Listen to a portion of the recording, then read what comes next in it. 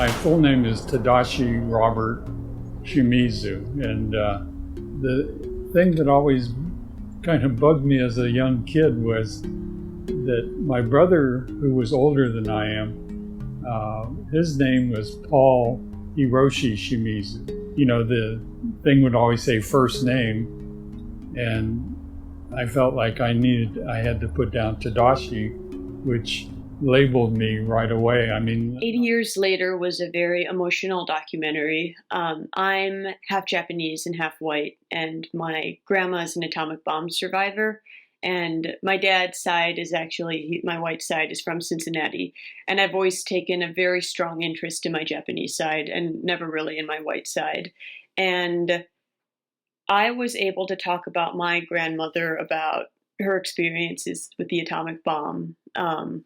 But that was not something my mom was able to do. And growing up, it was untapped territory. They weren't allowed to talk about it. And I think this is a very profound title, 80 Years Later, even though it's vague. I wouldn't know what it's about. Because it has taken 80 years to heal, and for Japanese people of that age and who had to go through what they did to digest what has happened. Japanese is such a strong culture of shame, and suppressing emotions. I think you're admired if you're able to be resilient and persevere. And you're weak. I think they definitely look down on therapy in the modern day American culture that's so common. So I connected to pretty much every generation's part of this story.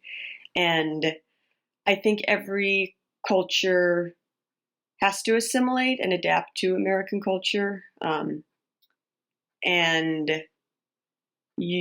I think because Japanese Americans kind of keep their head down and keep going, and they did assimilate well to the American culture. And I think it was probably helped by speaking on the side of someone who still has family in Japan and an atomic bomb survivor's granddaughter. After they were bombed, they were occupied by America. So it's a really Americanized society now, but still they don't really know how to talk about their emotions. Japanese immigrants, rather, assimilating into American society. And there were so many things that really resonated with me.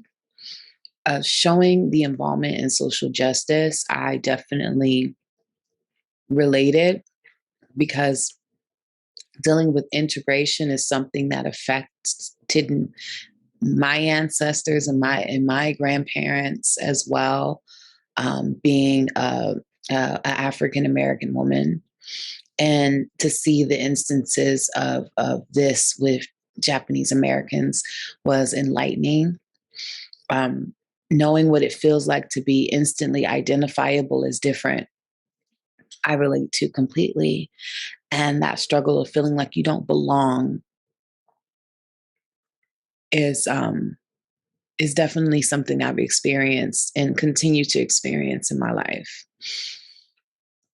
It seemed like the ongoing struggle was the thought of assimilation, and to assimilate is almost like abandoning your culture, but then you see the regret of the grandfather and assimilating so much that he disregarded his culture, because if it's not for them to pass down, then the culture becomes lost. But in the moment of wanting to belong, it's almost like you abandon all those things that make you different. But you can't really abandon it because you look different. So even if you ignore every single thing that makes you Japanese, or in my case, every single thing that makes me African American, I'm still not going to be the same as everyone else. I'm still not going to fit in. So it was just, I related with that so much. Japanese discrimination, both in the World War II era and even in the modern day, which I think is very topical with what happened during the COVID pandemic, and a lot of the discrimination that was directed towards every Asian ethnicity. Everyone was affected by that, for, to be blunt, bigotry. One of the things I found very interesting about this documentary was the inclusion of different sides of discrimination. You have the grandfather who has dealt with a more vocalized form of discrimination in he had to endure going through the internment camps. His children had to endure the underlying racism that appeared afterwards, where they were shunned for what they were born as. Then you have the grandson, on the other hand, who has dealt with a form of discrimination which I don't really think gets talked about that often, which is discrimination from your own race. The fact that his grandfather was Asian, but because of how mixed he is, he's considered, quote, not Asian enough. I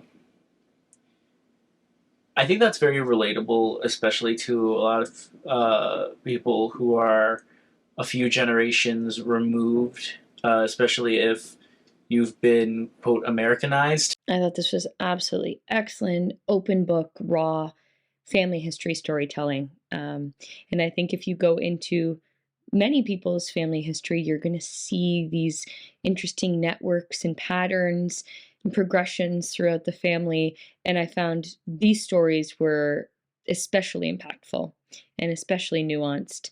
Getting the opportunity to get to know these families before the camps and connect to them in their seemingly normal childhoods, to have that connection before diving into the trauma and the experience of the camps, I thought was really impactful.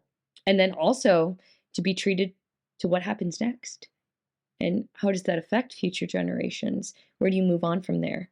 I was just so moved by the honesty and the depth of emotion shared, and it allowed me to imagine how I would feel in all of this, or even for a grandparent of mine, how would I continue their legacy, or pass on this information, pass on my cultural heritage.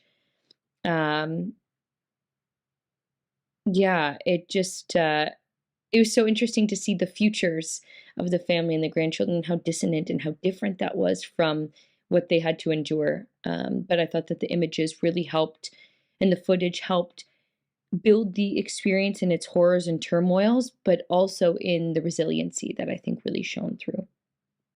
Being from California, being that this is not just part of our nation's history, but a part of this state's history, this happened here. And I remember when I first learned about it way, way back in the day, because you learned about it in grade school, and you learn about it in history, in US history especially. But having this kind of perspective, and then looking at a wider range than just what happened and what it was like, and what it was like to experience, and what it was like to come out of, and how the laws and things that were in place shifted and changed and forced change even after the internment camps were ended. But looking at the wider scope of, it's been, at this point, generations since then, and how does it still have an impact today? And then the questions that they were bringing up of, how do you inherit this, that, the other thing, or what habits do you get? How do you inherit your habits and things like that? Looking at identity, looking at history, and not just your nation's history, your family history, your cultural history, and how all of those things can intersect and cross, and they will at different points during your life, and how you carry the past with you, you carry your family's history with you, you carry your family's legacy with you, and it does help determine not only who you are, but the choices that you make. What makes this movie stand out is it asks a number of important questions. What do we inherit from our parents? What do we inherit in terms of culture? What do we inherit in terms of identity? And by bringing in the subsequent generations of both families down to the younger people in their early 20s, who are the grandchildren of the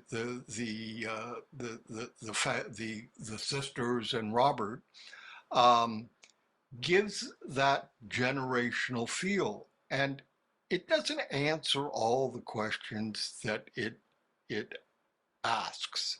No movie does that, I think, but it does ask very important questions, and it shows that a lot of thought went into this movie. This was really engaging. I mean, I love how it captured your attention right from the first moment. The interviews with the family were great. It really, really made you feel connected to them, and it made you very empathetic to the stories that they were telling. I thought that it was heartbreaking to hear how they were sent off to those FBI camps. The cinematography in this was absolutely beautiful. I really loved how they incorporated a lot of the old photographs into this. I thought that that was really ingenious, and it gave it another layer to it. So kudos to the filmmakers for doing that. And reflective documentary. It was really eye-opening, and I think it did a great job of having the conversations between the generations within the family, and I think that really added to the piece in terms of giving it a unique perspective.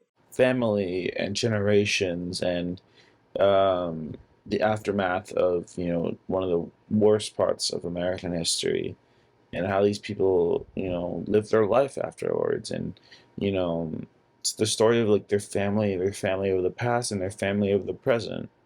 And that's a very interesting, you know, seeing these two Japanese American people who, you know, were children during internment and just growing as, you know, they get older and have their own families. And, you know, now there are points in this where it's not only their story, it's the story of their current family, it's the story of their passed on, and it's just overall very strong, good storytelling.